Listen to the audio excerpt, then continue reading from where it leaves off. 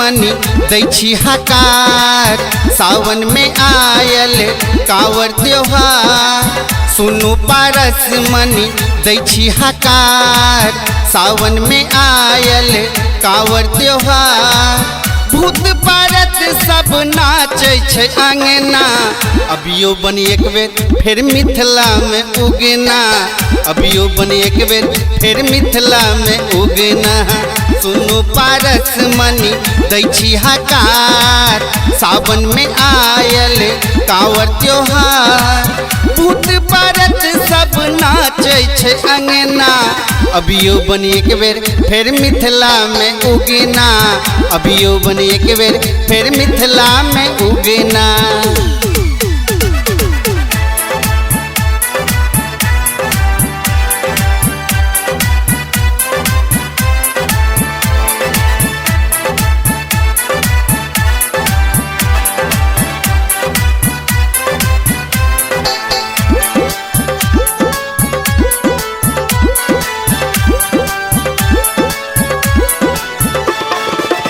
हाथ में डमरू डम डम बाजही कार्तिक गणपति संग बिराजही।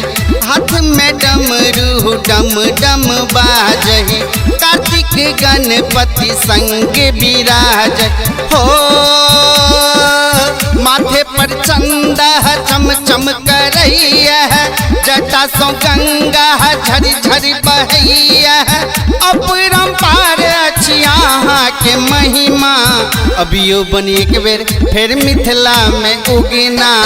अभियो बनी एक बेर फिर मिथिला में उगना।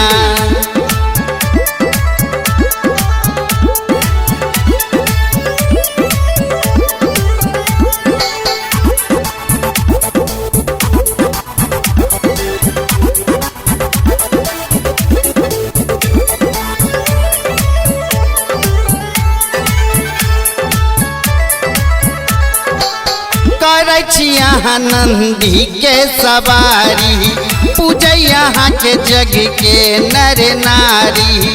करै छी यहाँ नंदी के सवारी पूजै यहाँ के जग के नर नारी हो।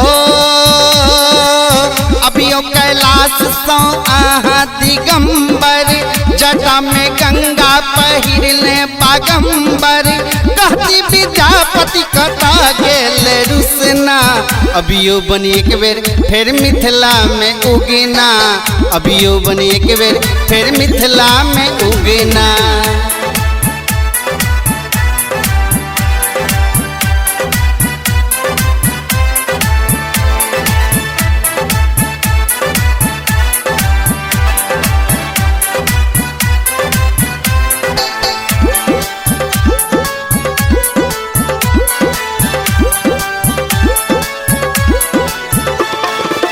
प्राण प्रतिष्ठा बचाबू महादेव आयल कोरोना बाढ़ी लागे बहा देत।